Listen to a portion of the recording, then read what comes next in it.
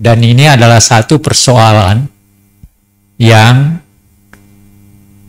sebenarnya menjadi bagian dalam proses penentuan berbagai hal kebijakan yang diambil oleh pemerintah kita. Soekarno itu sebenarnya dari tahun 45 sampai dengan 58 tidak punya kuasa apa-apa. Karena begitu dia mendapatkan kekuasaan tahun 60, rupanya dia teringat pada idenya yang tahun 26.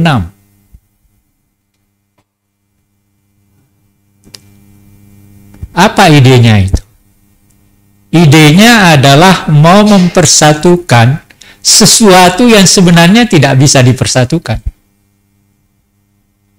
Yaitu ketika dia menulis, dan Anda bisa baca dalam bukunya di bawah bendera revolusi, itu adalah bab pertama, judulnya Nasionalisme, Islamisme, dan Marxisme.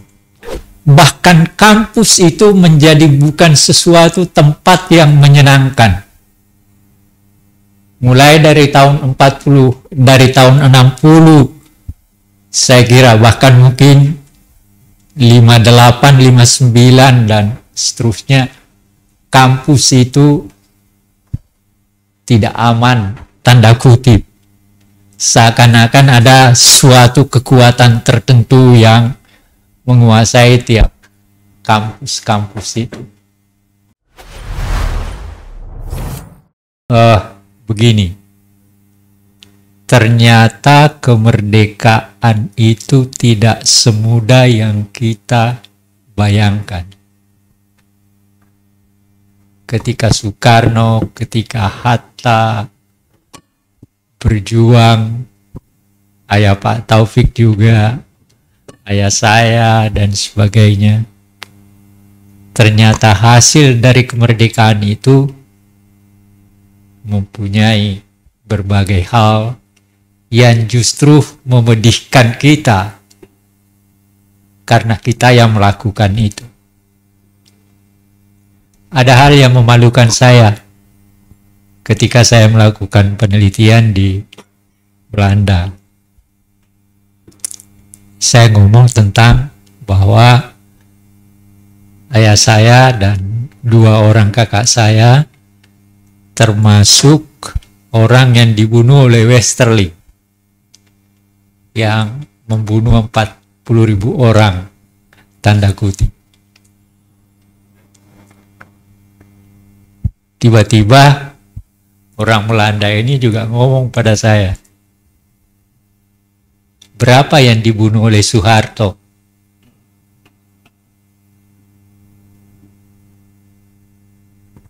Lebih dari 40.000 kan?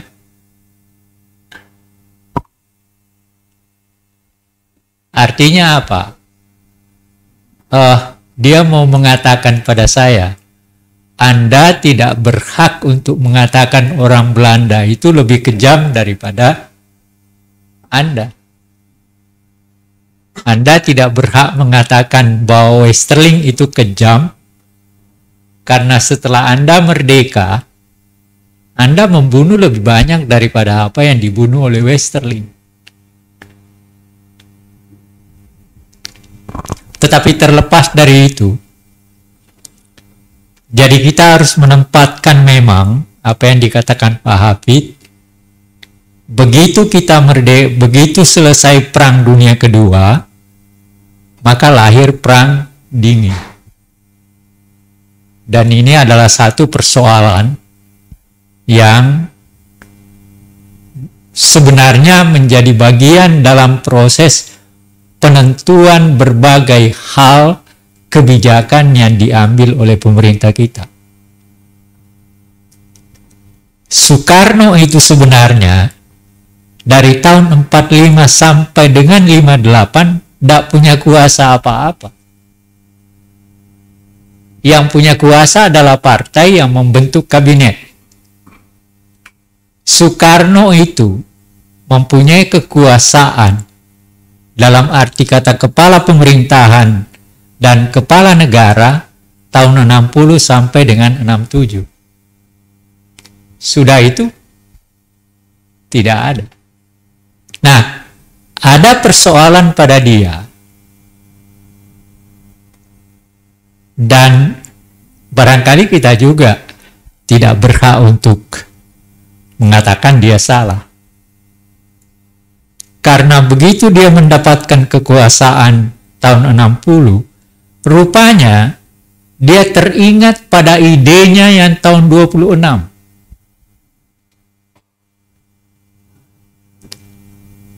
Apa idenya itu?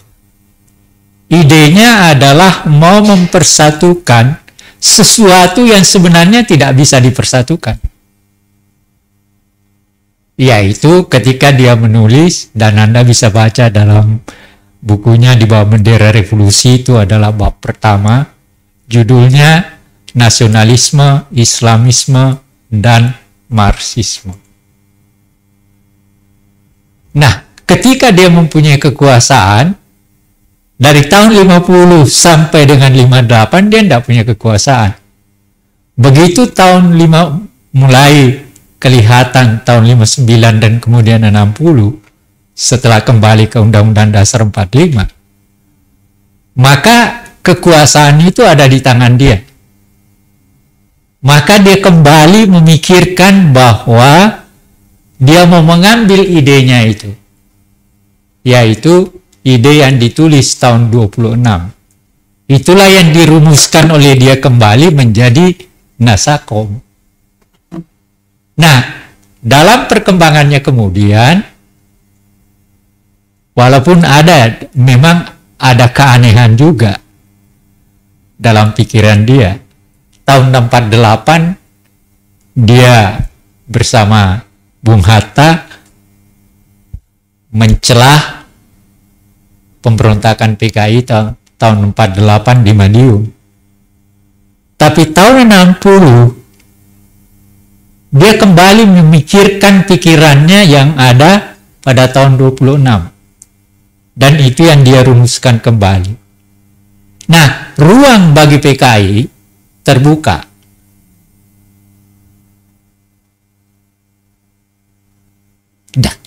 Dan memang ketika itu juga ada berbagai kegiatan. Ada satu kegiatan utama yang sebenarnya mirip dengan P4, yaitu indoktrinasi Manipol Usdek. Karena Bung Karno itu pada tahun 65 banyak sekali rumusan-rumusan ideologis yang dia buat. Pak Taufik barangkali masih ingat itu. Ada Usdek, itu kependekan daripada Undang-Undang Dasar 45, demokrasi terpimpin, dan seterusnya. Manipol itu adalah rumusan yang dibuat oleh dari pidato 17 Agustus 59. Dan ini yang menjadi menjadi pegangan, dan juru bicaranya ketika itu dua orang. Pertama Ruslan Abdul Ghani, kemudian Muhammad Yamin, tapi Muhammad Yamin meninggal tahun 63. Tapi berbagai rumusan untuk kembali ke Undang-Undang Dasar 45 itu adalah pikiran Pak Yamin. Jadi, memang, dan Pak Taufik tahu betul bagaimana bahkan kampus itu menjadi bukan sesuatu tempat yang menyenangkan. Mulai dari tahun 40, dari tahun 60, saya kira bahkan mungkin 58, 59 dan seterusnya, kampus itu tidak aman, tanda kutip. Seakan-akan ada suatu kekuatan tertentu yang menguasai tiap kampus-kampus itu. Saya mengingat bagaimana Gajah Mada seakan-akan hanya miliknya GMNI ketika itu. Nah, termasuk CGMI ketika itu. Jadi ada persoalan-persoalan yang seperti ini yang memang timbul ketika itu. Nah,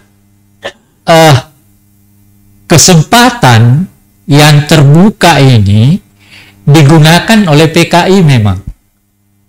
Ambil sebagai contoh, dan ini Anda bisa dapatkan dalam bukunya Pak Saifuddin Suhri, Berangkat dari Pesantren. Judulnya di tahun 74.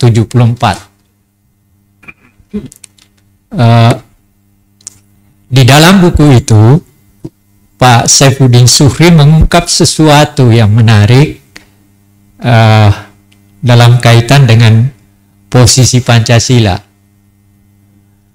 Dalam buku itu dikatakan bahwa indoktrinasi Manipul Uslek itu yang diundang untuk datang atau untuk hadir dalam itu adalah pemimpin-pemimpin atau tokoh-tokoh dari semua partai yang ada ketika itu. Ada Pemuda Rakyatnya, ada CGMI, ada GMNI, tapi yang dianggap memang kader-kader dari partai pendukung demokrasi terpimpin ketika itu. Nah, dan yang diundang berceramah adalah selalu ketua partai. Okay. Partai PNI, NU, dan seterusnya. Nah, termasuk ID. ID ketika berpidato ketika itu mengatakan begini, Pancasila itu adalah alat pemersatu. Kalau begitu, kalau kita sudah bersatu, ya Pancasila tidak perlu lagi. Oh, itu ribut. Jadi persoalan. Dan itu diungkap secara baik oleh Pak Saifuddin Suhri di dalam bukunya Berangkat dari Pesantren itu. Nah, lalu kemudian ada faktor lain juga yang menyebabkan Bung Karno mengambil satu posisi untuk lebih dekat kepada Blok Timur, yaitu persoalan Irian Barat. Begitu Bung Karno mempunyai kekuasaan pada tahun 60, maka yang pertama kali dilakukan adalah ambil Irian Barat. Nah, persoalannya adalah dengan cara apa? Akhirnya, maka dibentuklah Komando Mandala dan Pak Harto ketika itu, dan semua senjata itu asalnya dari Blok Timur, Uni Soviet dan Blok Timur. Karena Blok Barat tidak mau kasih. Itu juga jadi persoalan.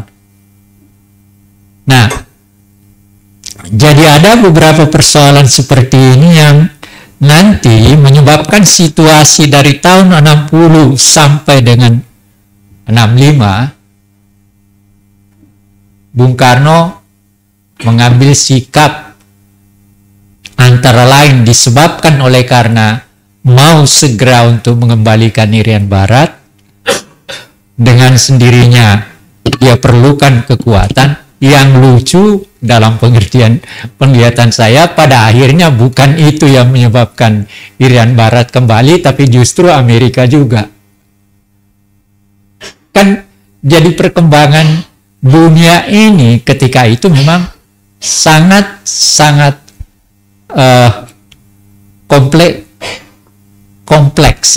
kompleksitasnya sangat tinggi. Bung Karno sudah berutang sedemikian rupa, dan saya masih ada bukunya Pak Nasution. Jadi pada satu ketika Pak Nasution datang ke Uni Soviet untuk minta beli senjata. Lalu dia katakan, iya tapi kami bayarnya belakangan.